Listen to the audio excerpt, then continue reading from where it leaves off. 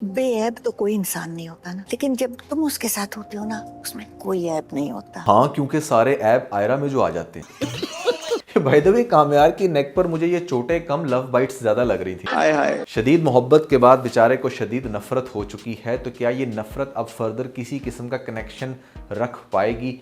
आज की इस वीडियो के अंदर जो मैं आपको बताने वाला हूं कि भैया कामयार नेक्स्ट एपिसोड में क्या करने वाला है। करने आया हूँ निकाह। किसके साथ? तुमसे तो हो नहीं सकता, तुम्हारी बहन से करूंगा। That's definitely gonna shock you guys, क्योंकि आप लोगों ने सोचा भी नहीं होगा कि इस लेवल की मोहब्बत के बाद नफरत, और नफरत के बाद वो क्या कर सकता है, किस हद तक जा सकता है, और आयरा का रिस्पॉन्स क्या होगा। ये चीज़ें आपको बहुत ही ज़्यादा इंटरेस्टिंग लगेंगी, क्योंकि भैया अगर तो आप इस ड्रामे के फ़ैन हैं तो मार्क माई वर्ड, आज मैं आप बहुत कुछ रिवेल करने वाला हूँ। तो स्पॉइलर अलर्ट है, अगर आप लोग नहीं चाहते कि आपको ना पता चले तो आप इस वीडियो को यहीं पर बंद भी कर सकते हैं। बट अगर आप चाहते हैं, टेस्ट करना चाहते हैं मेरी प्रेडिक्शन को, तो I really want you to watch this video by the end, ताकि आप देख सकें कि भैया क्या होने वाला है। फिर जो नए लोग आए मेरे चैनल पर, अगर आप लोगों ने इसको अभी तक सब्सक्राइब नहीं किया तो जल्दी से कर लें, क्योंकि यहाँ पर पाकिस्तानी ड्रामास के बेहतरीन रिव्यूज दिए जाते हैं। PK Luxus. We don't sell crap. Honestly speaking, latest episode के अंदर भी मुझे आयरा का रिएक्शन कोई बहुत ज्यादा पसंद नहीं आया। हाँ, मुझसे गलती हो गई, हम सबसे गलती होगी। आई एम सॉरी यार इतना ठंडा सॉरी, मतलब लड़के ने अपनी जान पर खेलकर तुम्हें हर तरह से इंप्रेस करने की कोशिश की, और अभी भी वो कहीं ना कहीं तुमसे नाराज है, लेकिन तुम्हारे साथ कनेक्टेड है, लेकिन तुम्हारा इतना ठंडा सॉरी। और तो और यहाँ पर जब ये उससे एक्सप्लेनेशन मांगता है या ये कहता है कि तुम मुझे बताओ, मेरे सवालों का जवाब दो, तो ये वहाँ से चली जाती है। और फिर भी ये अगर काम आई तो इस कमियार की दादी, जिसने इसके दिमाग में ये बात बैठाई कि भाई किस तरीके से इसको खुद से अप्रोच करना चाहिए, तो इसने थोड़ा सा ख्याल करके यहाँ पर कामयार का जो है ना वो साथ दिया। ये ख्याल इसको खुद से आता तो बहुत बेहतर था। और तो और यहाँ पर जिस हॉस्पिटल के अंदर काम कर रही है, वहाँ पर एक पेशेंट ने इसको जो बात बताई, वो बात इसके दिमाग को ऐसी लगी कि फिर इसने सोचा कि हाँ, इससे पहले कि मेरा कामयार भी इसी तरह बुढ़ा होकर बेचारा रिग्रेट में तड़पता रहे, या फिर मैं तड़पती रहूँ, तो बेहतर यही है कि मैं हर तरह से उसको ओबे करूं। तो उस अंकल की बातें सुनने के बाद फाइनली आयरा आती है, बहुत बड़ा दिल करके, और पता नहीं कितना सोच के यहाँ पर दिमाग के अंदर 101 बातें चल रही थी उसकी, जैसे अभी भी पता नहीं कितना मुश्किल से उसने ये बोला, फिर भी ये नहीं कहा कि विल यू मैरी मी। ये कहती है कि हाँ, मैं तुम्हारी टेंशनें लेने के लिए तैयार हूँ, मैं तुम जैसे अजाब बंदे को सर पे सवार करने के लिए तैयार हूँ, मैं ये करने के लिए तैयार हूँ, मैं वो करने, यानी कि अगले इंसान की हेल्प भी करनी है, लेकिन उसको बेइज्जत करके वो बात हुई। तो उसके बाद कमियार सोचेगा कि अच्छा भैया ठीक है, यहाँ पर अब मेरे घर वाले भी यही कह रहे हैं, ख़ासतौर पे मेरी दादो, तो क्यों ना बस फिर मैं भी दिल बड़ा करके जाता हूँ। तो फिर आपको दिखाया जाएगा वो शॉकिंग सीन जिसकी मैं बात कर रहा था कि आपको नेक्स्ट एपिसोड में कामयार जो है ना वो शॉक करने वाला है। और वो ये कि कामयार अब किसी भी रोले रपड़े में नहीं पड़ेगा। वो नहीं कहेगा यहाँ पर कि आयरा से कि तुम अपने घर वालों को मनाओ, या फिर हम फलां वेन्यू या फिर मेन्यू सेलेक्ट करते हैं। वो बस सीधा एक मौलवी को पकड़ेगा और लेकर आएगा आयरा के घर के बाहर, और वहाँ पर आकर दरवाज़ा खोलेगा उसका भाई और पूछेगा हाँ भाई कहाँ किधर, तो वो कहेगा शादी करने आया हूँ, तुमसे तो नहीं कर सकता, तुम्हारी बहन से करने आया हूँ definitely. And he will be shock कि what the hell he is saying. करने आया हूँ निकाह। किसके साथ? तुमसे तो हो नहीं सकता, तुम्हारी बहन से करूंगा। अब ऐसी कंडीशन में यहाँ पर जब वो मौलवी को लेकर डायरेक्टली घर में ही आ जाएगा और आकर आयरा के बाप को ये कहेगा कि मौलवी मैं ले आया हूँ, आप लोगों की गलती थी, मैं तो बोलता रहा कि मैंने ऐसा कुछ नहीं किया, लेकिन आप लोगों ने मेरी बात पे बिलीव नहीं किया। अब मैं यहाँ पर ले आया हूँ काजी को और करना चाहता हूँ निकाह। आप एक दफ़ा फाइनली अपनी बेटी से पूछ लें कि वो क्या चाहती है।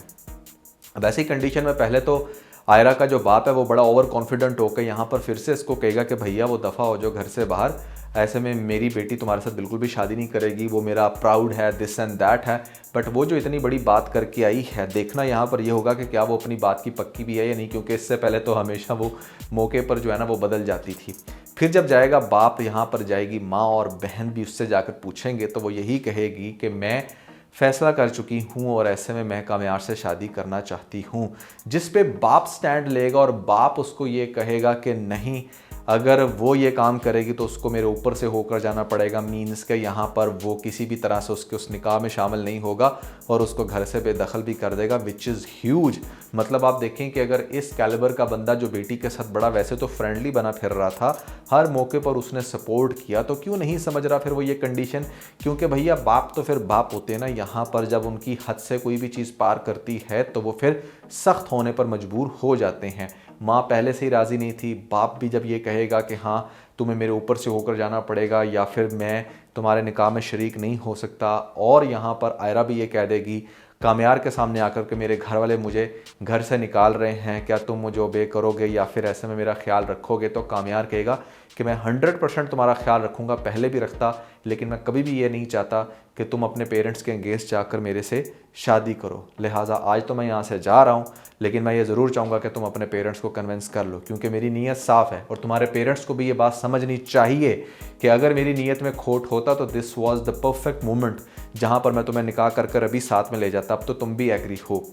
तो ये बात भी इसका बाप सोचने पर मजबूर करेगा आयरा का कि यार बंदे में बात तो है, पहले भी काफ़ी दफ़ा मुझे चुप लगा कर गया है और इस दफ़ा फिर इसने मतलब चाहता तो अभी से मेरी बेटी को निकाह करके साथ ले जाता, मैं क्या कर लेता, बेटी तो राज़ी थी। वो कहता ना जब मियाँ बीवी राज़ी तो क्या करेगा काजी, यहाँ पर काजी भी साथ में आया था। तो माँ बाप का कोई ऐसा इतना इशू नहीं था।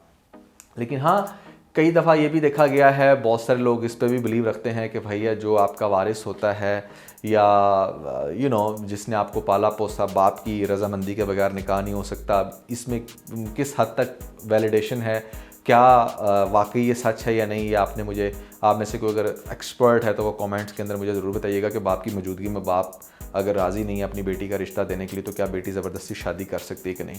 खैर किस्सा मुख्तसर ये है कि शादी के लिए वो आएगा ज़रूर, लेकिन शादी नहीं होगी, घर में फिर होगा तमाशा, यहाँ पर फिर होंगी बड़ी बातें। एक दफ़ा फिर से सबको इम्प्रेस तो कर गया है, लेकिन दूसरी तरफ यहाँ पर अपनी हरकतों से बाज नहीं आएगा। और मुझे नहीं लगता कि ये ड्रामा इतनी जल्दी ख़त्म होने वाला है, क्योंकि जस्ट 23-24 एपिसोड्स मेरे ख्याल से यहाँ पर 30 तक तो ये ज़रूर ट्रैक करेंगे ही। और इस ड्रामे के अंदर अभी to be very honest question भी बहुत ज़्यादा है यहाँ पर आपको इंटरेस्टिंग मोमेंट्स दिखाने का। और वैसे इन लोगों ने इस ड्रामे को इतना फास्ट पेस पर लेकर चले हैं, यहाँ पर इतनी हैपनिंग्स हुई हैं, कैसा फिलर होता है कि बस अब ख़त्म हुआ, क्योंकि पाकिस्तानी ड्रामों के अंदर मैक्सिमम हैपनिंग्स इतनी ही होती हैं, इससे ज़्यादा नहीं होती। तो लेकिन ये है कि इस ड्रामे के अंदर हो सकता है कि अभी मज़ीद ट्विस्ट एंड टर्न्स हों, हो सकता है कि यहाँ पर मज़ीद आयरा का बाप आ जाए वो रिक्वेस्ट करने के देखो तुम एक साइको हो और मैं नहीं चाहता कि मेरी बेटी की शादी तुमसे हो, और वो आगे से कहे कि कहाँ से साइको लग रहा हूँ भाई मैं आपको, कभी कुछ बना दो तो कभी कुछ, मैं सिर्फ एक आशिक मजनू। यहाँ पर डेफिनेटली जब किसी को किसी से इस हद तक प्यार होता है तो वो ऐसे ही पागल होता है। तो मुझे आपकी बेटी से प्यार है और मैंने भी अपने आप के साथ बहुत फाइट करके देखी है, बड़ा समझा के देखा है, बड़ा गुस्सा करके, बड़ी नफरत करके देखी है आपकी बेटी से, लेकिन दिल से नहीं निकाल पा रहा और ना ही वो निकाल पा रही है। तो फिर आपको क्या टेंशन है, आप क्यों खाम में हड्डी बन जाते हो? और अगर इतनी मुश्किल से हमारे दरमियान कोई सॉर्ट आउट हो के आप दरमियान में आ भी जाते हो तो कुछ ना कुछ ऐसा हो जाता है जिसकी वजह से फिर से मामला ख़राब। तो प्लीज़ कीप इट सिंपल। मैं फिर से आ सकता हूँ जब भी आप कहो, काजी को लेकर यहाँ पर आप अपनी बेटी का हाथ मेरे हाथ में पकड़ाएं ताकि ये मामला यहीं पर रफा दफा हो। वो एकदम से साथ में बैठेगी और सोचेगी, ब्रेनस्टॉर्मिंग करेगी कि क्या इसका सोल्यूशन है। ये फिर से एक पेज पे आ जाएंगे, फिर वहाँ से कामयार का जो बाप और उसकी माँ दोनों वो फिर एक पेज पे आ जाएंगे। सभी लोग फिर से मिल बैठ कर ये डिसीजन लेंगे कि हाँ इनकी शादी करवाते हैं, और फिर उसी तरह उसी सीन के अंदर जहाँ पर इनकी शादी टूटी थी वहीं से कंटिन्यू होगी और एक दफ़ा फिर से आपको दिखाया जाएगा कि दोनों बड़े अच्छे से जो है ना वो एक जल्दी जल्दी कबूले करके यहाँ पर ड्रामे को जो है ना ख़त्म करेंगे, क्योंकि शादी होगी तो ड्रामा ख़त्म होगा। तो मुझे लगता है कि भैया नेक्स्ट एपिसोड में इस तरह के बहुत सारे इंटरेस्टिंग सीन आपको देखने को मिल सकते हैं, सारे तो नहीं, कुछ आपको दिखाए जाएंगे, लेकिन ड्रामे की एंडिंग जो है वो अच्छी ही होगी। आयरा के कैरेक्टर को लेकर मैंने काफ़ी हार्श बातें की, बट ये भी बात मैं जानता हूँ कि दुनिया में कुछ ऐसी लड़कियाँ होती हैं जो भैया होती हैं ऐसी, मतलब उसमें आप क्या कर सकते हो, किसी को चेंज तो नहीं कर सकते।